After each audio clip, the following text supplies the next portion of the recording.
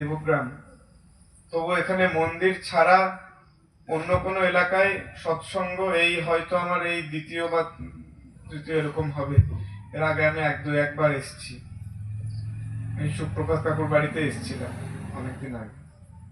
তারপর আজকে এই প্রথম বলা চলে এসে আমার খুব ভালো লাগলো।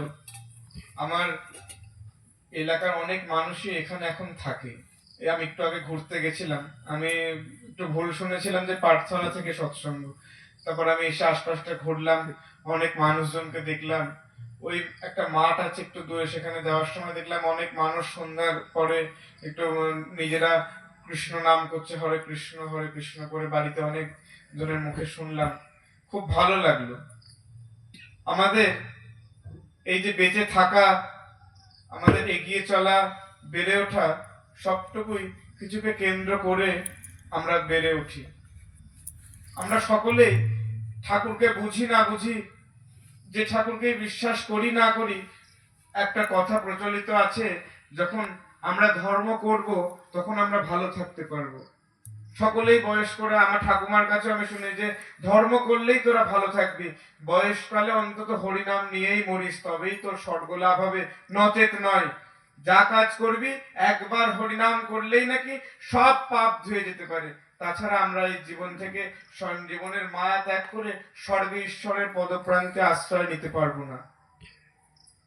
বহু যুগ থেকেই সেই একই কথা, একই জিনিস আমরা শুনে আসছি। কিসে? হরিনাম। হরিনাম আমরা কিভাবে নিতে পারি? বিভিন্ন ওনার কাছে, বিভিন্ন মহাপুরুষের কাছে বিভিন্ন ভাবে আমরা সেই কথা শুনি। যেমন বিভিন্ন শিক্ষক বিভিন্ন ভাবে ছাত্রদের পড়ান, ঠিক সেরকম যে শিক্ষক যখন যেমন করে শেখায়, ছাত্ররা ঠিক তখন তেমন করে শেখে। আমার বাবারা একরকম শিখেছে, আমার দাদুরা একরকম শিখেছে, আমি আজ একরকম শিখছি। আমি ঠাকুরের কাছে এসে জানলাম যে হরিনাম আর কিছুই না, সেটা হচ্ছে ধর্মের এক মূল মন্ত্র, সেটা হচ্ছে বেঁচে থাকার, বেড়ে ওঠা। ঠাকুর বলছেন ধর্ম মানে কি? ঠাকুর এসে ধর্মের সংজ্ঞা দিল, বাঁচা বাড়ার মর্ম যা, ধর্ম বলেই জানিস তা। ধর্মে সবাই বাঁচে বাড়ে, সম্প্রদায়টা ধর্ম নারে। হিন্দু, মুসলিম, বৌদ্ধ, খ্রিস্ট কত কিছু আছে আমরা শুনি, এগুলো কোনোটাই ধর্ম না। ঠাকুর এসে আমাদের ধর্মের কথা শেখালেন। ধর্ম কি? এখন আমাদের শীত করছে, ঠান্ডা হাওয়া দিচ্ছে, এই শীতে আমাদের একটা চাদর নেওয়াটাই আমাদের ধর্ম, ঠান্ডা থেকে বাঁচার জন্য। এই আগুনটার উপর হাত দিলে আমার গরম লাগবে, ওই আগুনটা ধর্ম কোনো জিনিসকে পুড়িয়ে ফেলা। একটা জলের ধর্ম আমাকে তৃষ্ণা মেটানো। একজন স্ত্রীর ধর্ম তার স্বামীকে সেবা করা, একজন মায়ের ধর্ম তার সন্তানকে সঠিক মানুষ করে তোলা। এই সব কিছু মিলিয়ে যখন আমরা বেঁচে থাকার চেষ্টা করি, সেই বেঁচে থাকাটা আমি কার কাছে শিখতে পারি? সেই বেঁচে থাকার জন্যই আমাদের কাছে শ্রী শ্রী ঠাকুর এলেন। তার আগেও রামকৃষ্ণদেব এসছেন, শ্রীকৃষ্ণ এসছেন, তারা এসে আমাদের শিখিয়েছেন কিভাবে আমরা চলতে পারি। কিন্তু যুগের যেমন পরিবর্তন, সেই ক্রমান্বয়ে সেই পরিবর্তনের সাথে সাথে আমরা ঠাকুরকে নতুন রূপে পেয়েছি। তিনি বলছেন যে ধর্ম করতে গেলে সকল মানুষকে আগে কর্ম করতে হবে। আমাদের এই জীবনটা কর্মময় জীবন, কর্ম ছাড়া আমরা কেউ বেঁচে থাকতে পারি না। আজ যদি কাজ না করতাম, আমি জড় বস্তুর মতো পড়ে থাকতাম, আমার কোনো দাম থাকতো না। আমি যদি এখানে বসে বলি আমার খুব খিদে পেয়েছে, আমি ভাত খাবো, যদি আমার বাড়িতে কেউ না থাকে, আমি যদি রান্না না করি, আমি কি খেতে পারবো? পারবো না। আমাকে খেতে হবে, আমাকে রান্না করতে হবে, আমাকে কাজ করতে হবে। এইটাই ঠাকুর এসে বলছেন। যে আগে কি হতো, যে আমরা ঠাকুরের নাম করছি, সারাদিন ধরে ঠাকুরের নাম করে হয়তো ঘুরে ঘুরে ঘুরে ঘুরে বেড়াচ্ছি, হরে কৃষ্ণ লোকের দ্বার প্রান্তে গিয়ে বলছি যা ভবতী ভিক্ষাং দেহি। এমন করে বহু যুগ চলেছে, আমরা তাদেরকে অনেক সম্মান করেছি, এখনো করা উচিত, এমন নয় যে তা করা যায় না। কিন্তু সেইভাবে করলে কি হয়, আমি যদি আপনার কাছে ভিক্ষা করতে যাই, আমি শান্তি পাই ঠাকুরের ধর্ম করে, আপনিও তো তাই চান, আপনিও আমার কাছে আসবেন, কেমন করে আমরা চলবো? তাই জন্য ঠাকুর এসে বললেন আমাদের কাজের মধ্যে দিয়ে অজপা নামে তাকে সবসময় গ্রহণ করে চলতে হবে। তিনি প্রত্যেকটা কর্ম আমায় শিখিয়ে দেবেন। দীক্ষা নিয়েছি আমরা সকলে, যে যে গুরুরই দীক্ষা নিই, সকলে তো দীক্ষা নিয়েছি। দীক্ষা নিয়ে কি জন্য?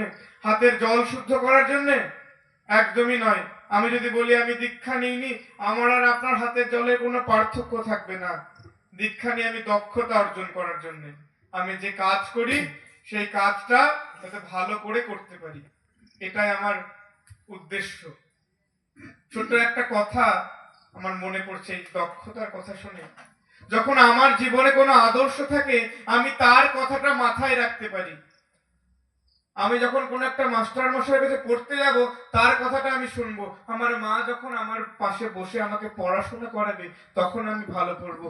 মা যখন চলে যাবে, আমি হয়তো খাতার পিছনে কিছু লিখবো, আমি হয়তো ফোনটা একটু ঘাঁটবো, আমি একটু অন্য কোনো দিকে মনোনিবেশ করব। আমার পড়ার দিকে আর সেই মনটা থাকবে না। তাই জন্যে কোনো কাজের যদি একজন আদর্শ থাকে, তাহলে আমরা সেটা সঠিকভাবে করতে পারি। আর আদর্শ মূর্ত হয় একজন সঠিক গুরু পেলে, তাকে পেয়েছি। তারই একটা ছোট্ট কথা আপনারা কেউ কেউ হয়তো জেনে থাকবেন, হেমচন্দ্র বাবুর কথা। তিনি একদিন দেওঘরে যখন ঠাকুর সশরীরে বেঁচে ছিলেন, প্রতিদিন ঠাকুরের সামনে এরকম অনেক মানুষ বসতেন, বসে গল্প করতেন।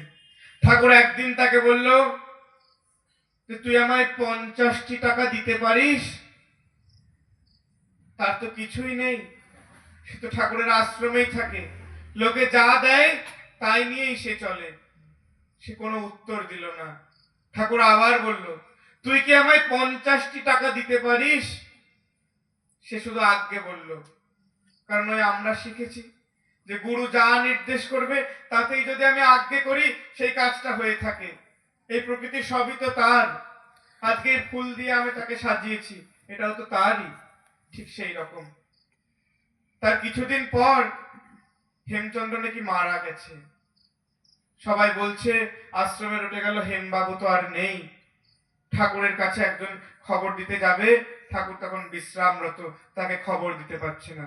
সন্ধ্যা হয়ে গেল, কেউ ঠাকুরের কাছে খবর দিতে পারলো না। সেদিন ঠাকুর বেরোলেন না। পরের দিন সকালে সারা রাত তার নিথর দেহটা পড়ে থাকলো। ঠাকুরকে না জানিয়ে তো কিছু করা যায় না।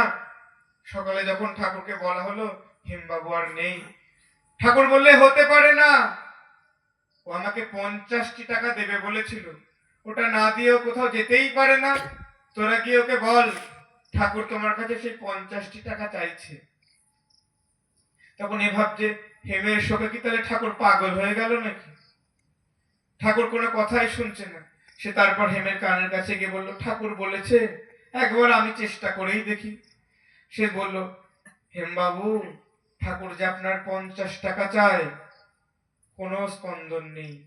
আবার বলল, হেমবাবু, ঠাকুর যে আপনার সেই 50টি টাকা চায়, কোনো স্পন্দন নেই।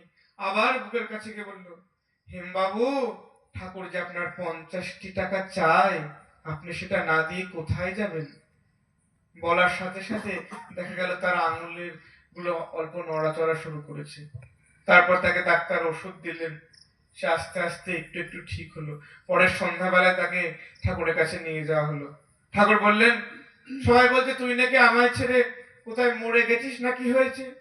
তো তুই আমার টাকা না দিয়ে তো মরবি নে, এ তো আমার জানাই ছিল। সে আবার ঠাকুরকে প্রণাম করে চলে গেল। কিছুদিন পর সে ঠাকুরের অর্ঘ্যটা জোগাড় করে দিল। তার পরবর্তীতে তিনি চলে গেলেন। মানে আমাদের প্রত্যেকের জীবনেই যদি এরকম একজন আদর্শ থাকে, তিনি যা বলবেন তা যদি আমরা পালন করতে পারি, আমার মরণ ভয় দূর হতে পারে, আমার গ্রহ দোষ খণ্ডন হতে পারে।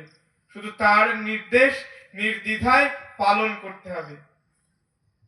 ঠাকুর রামকৃষ্ণদেব, শ্রীকৃষ্ণ, ঠাকুর অনুকূলচন্দ্র, রসুল বা যীশুখ্রিস্ট কেউ পৃথক নয়, সকলে একই। তারা সকলে এসে আমাদের বাঁচার কথাটা শিখিয়েছেন।